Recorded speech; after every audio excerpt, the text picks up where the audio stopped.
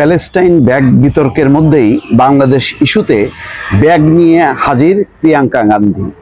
দর্শক, বাংলাদেশ ভারতের মধ্যে যে সম্পর্ক, শীতল সম্পর্ক কাটানোর একটা উদ্যোগ আছে, হয়তো সেটা তেমনটা দৃশ্যমান না, তবে একটু হালকা হলেও কিছুটা দেখা যাচ্ছে যে ভারত তার পররাষ্ট্র সচিবকে বাংলাদেশে পাঠিয়ে বার্তা দিচ্ছে যে আমরা সম্পর্ক স্বাভাবিক করতে চাই।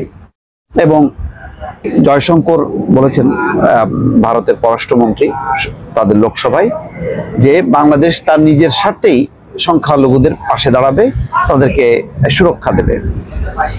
এখন কংগ্রেস বিরোধী দলের নেত্রী প্রিয়াঙ্কা গান্ধী তিনি এখন হুজুগ তুলেছেন, বলছেন যে না, এটা বাংলাদেশকে সিরিয়াসলি চেপে ধরতে হবে, এখানে সংখ্যালঘুদের উপর অত্যাচার হচ্ছে। এবং প্রতীকী হিসেবে তিনি ব্যাগ নিয়ে এসেছেন, ব্যাগ নিয়ে হাজির হয়েছেন এবং তার সঙ্গে বিরোধী দলের আরো কেউ কেউ যোগ দিয়েছে। কংগ্রেস নেতা ও লোকসভা সদস্য প্রিয়াঙ্কা গান্ধী ভদ্র প্যালেস্টাইন লেখা হাত ব্যাগ নিয়ে হাজির হওয়ার একদিন পর আবার বাংলাদেশ সংক্রান্ত একটি ব্যাগ নিয়ে হাজির হয়েছে। সেই ব্যাগে বাংলাদেশের সংখ্যালঘুদের পরিস্থিতি নিয়ে একটি স্লোগান লেখা ছিল। ভারতীয় সংবাদ মাধ্যম এনডিটিভির প্রতিবেদন থেকে এটা জানা গেছে। চলতি বছরের আগস্টে ছাত্র জনতার আন্দোলনের মুখে পতন ঘটে শেখ হাসিনা সরকারের। এরপর দেশের বিভিন্ন স্থানে সংখ্যালঘুদের উপর হামলার ঘটনা ঘটছে অভিযোগ করতে শুরু করে ভারত। এমনকি দেশটির নেতারা আগ বাড়িয়ে এসব বিষয় নিয়ে নানা উস্কানিমূলক বক্তব্য দেওয়াও শুরু করে, যা দুই দেশের মধ্যকার সম্পর্ককে শিথিল করতে ভূমিকা রাখে। এনডিটিভি প্রতিবেদনে বলা হচ্ছে, প্রিয়াঙ্কা গান্ধীর নতুন এই ব্যাগে লেখা ছিল, বাংলাদেশি হিন্দু ও খ্রিস্টানদের পাশে দাঁড়ান। প্রিয়াঙ্কা গান্ধীর এই উদ্যোগের সঙ্গে তাল মেলান বিরোধী দলের বেশ কয়েকজন আইন প্রণেতাও। তারাও একই ধরনের ব্যাগ নিয়ে প্রতিবাদে সামিল হন। গত সোমবার লোকসভার 0 আওয়ারে নিজের ভাষণে প্রিয়াঙ্কা গান্ধী বাংলাদেশের সংখ্যালঘুদের বিরুদ্ধে অত্যাচারের বিষয়টি তুলে ধরতে সরকারের প্রতি আহ্বান জানান। তিনি কেন্দ্রকে ঢাকার সঙ্গে কূটনৈতিক আলোচনা চালিয়ে হিন্দু ও খ্রিস্টানদের নিরাপত্তা নিশ্চিত করার আহ্বান জানান। লোকসভায় দেওয়া ভাষণে প্রিয়াঙ্কা গান্ধী বলেন, বাংলাদেশে সংখ্যালঘুদের, হিন্দু ও খ্রিস্টানদের উপর যে অন্যায় হচ্ছে তার বিরুদ্ধে সরকারের আওয়াজ তোলা উচিত, বাংলাদেশ সরকারের সঙ্গে আলোচনা করা উচিত এবং যারা কষ্ট পাচ্ছে তাদের পূর্ণ সহায়তা দেওয়া উচিত। যাই হোক, এখানে কেরালা ওয়েনাদ থেকে নির্বাচিত এই লোকসভার সদস্য প্রিয়াঙ্কা গান্ধী এই পদক্ষেপে কড়া সমালোচনা করেছে ক্ষমতাসীন দল বিজেপি।